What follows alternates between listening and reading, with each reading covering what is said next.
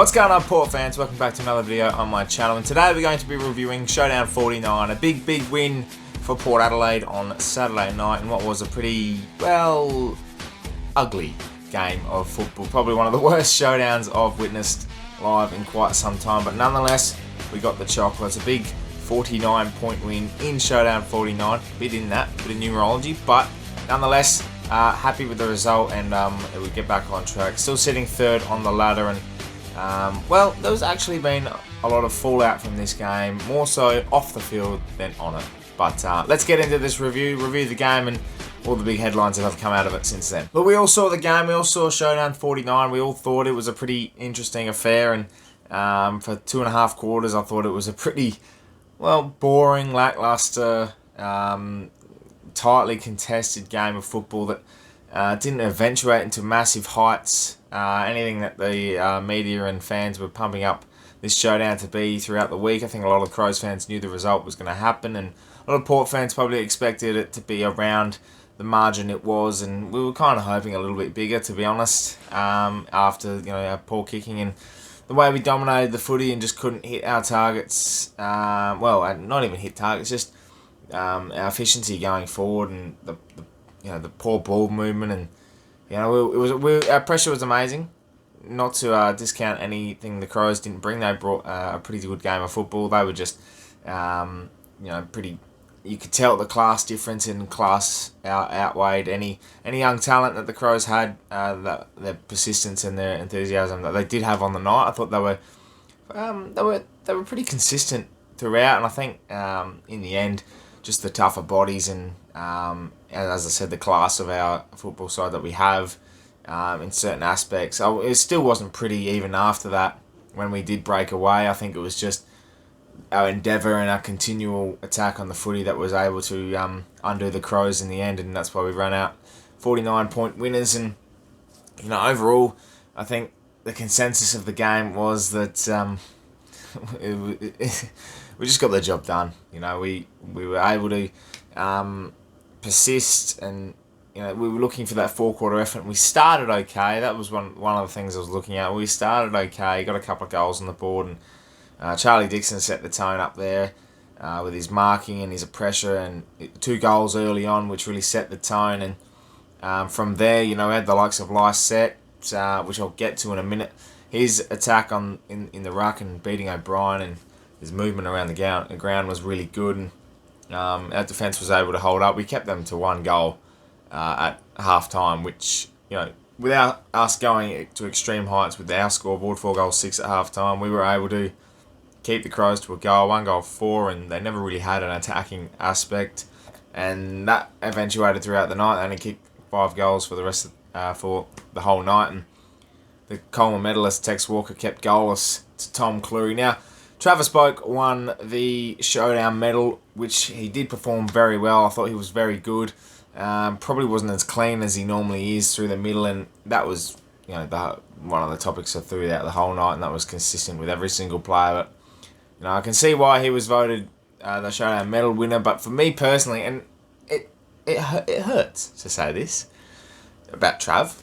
We all know I love Travis, and I thought he was great on the night. But Tom Cleary keeping the, at the time, Coleman medal leader Tex Walker goalless to 6 touches and I think 1 mark for the night is something that impressed me so much. And not only on Tex, he was able to read the play, and our defensive unit as a whole on Saturday night was very, very impressive. Aliir again, 9 marks in total. Tom Jonas was awesome. He bullied the Crows small forwards, and that was great to watch. But yeah, Tom Cleary held his own, and he was able to take intercept marks. He was able to set up plays, switch kicks, and was just a general. And I really felt like his performance was criminally underrated, and that's the disappointing thing is, you come out of a game like that, yeah, we're playing the Crows, and in hindsight, besides the fact that it's a massive game, it's a showdown, we're playing what's going to be probably a bottom 4 team.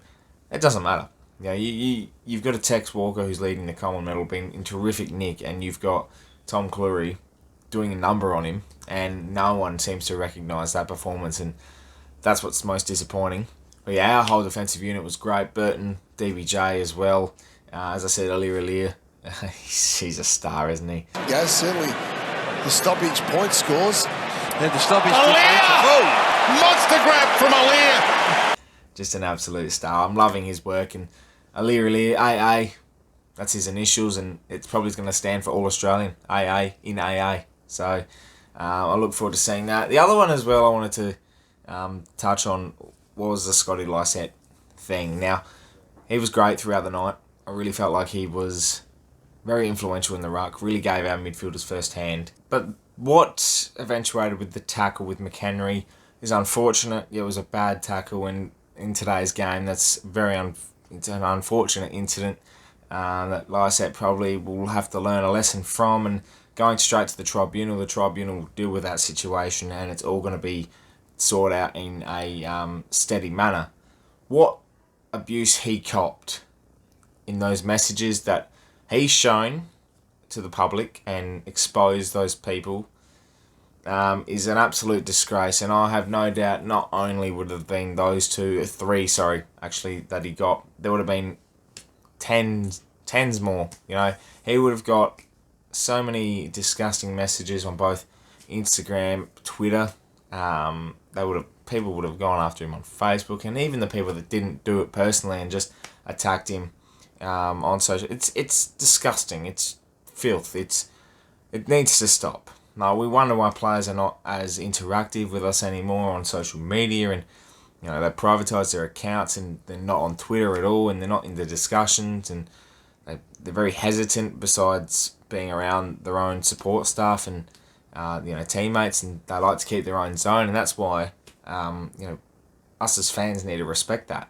We need to have having an access to our players is great. Open trainings happen. You might see them in the street somewhere, or luckily enough you might be able to get through on the DMs and get a response, and it's all positive and it's great, and we need to be positive in these situations. And I know fans are riled up, they're angry, and hell, even I will put my hand up and say I've been passive aggressive to a few players, not direct to them, and I'm not being personal or anything like that, but you get angry at a player, you get angry at an opposition player, and it's every feeling a fan has.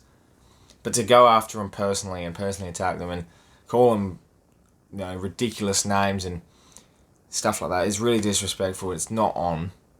And Scotty, I know, would be a tough bloke. He's a good lad, and I think the disrespect he's been shown is shocking. It's just it just gets you angry, because why? These minority paint a picture for the majority, and that's not what you want, especially as fans. We're fans, we support our teams, our players, and the sport itself. The other thing I wanted to touch on was the finger, as such, as media outlets have been calling it, and media personnel have been saying about the prison bars that we wore in the song.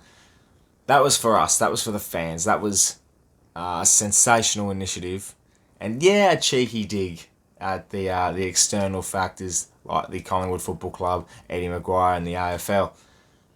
This is a Guernsey that's special to us as fans, as a club, and it's a heritage, and it matters most to our football club. We could not give a shit about anyone else and what they think. You can have your opinion on it, but we're not going to listen to it. We listen to the people that are part of our football club. We listen to the people that represented us in that Guernsey many years ago, and we want to keep wearing it, keep representing it, because it represents South Australian football. The success that it's had in South Australian footy, and around Australia as well. So it's got nothing to do with Collingwood, nothing to do with the AFL, and this situation will not go away. I do agree with one thing that Kane Corn said, and that's for Port Adelaide now to move on. We've got a big game against the Dogs next week. We've made our statement.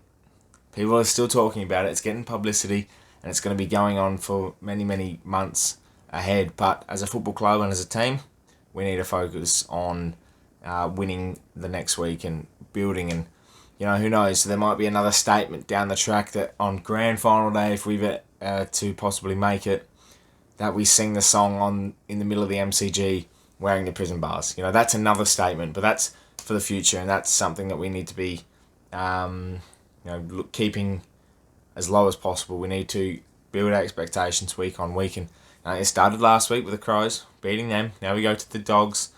It's all about preparation week to week, and I completely agree with Kane's comments. But in saying that, it's got people talking, and some of the people's comments are shocking. They're so informative, non-informative actually. They're so pointless. They're not important. Their opinion doesn't matter on this occasion, and you get Collingwood supporters, you get former Collingwood players, etc. rolled up, and that's exactly what we wanted to do with this situation. Not only have we, as I said, did it for the fans, we did it to show that this means a lot to us as a community and a football club. We've also had it on the other side and said we're going to get people talking, and it's done exactly that. People love it.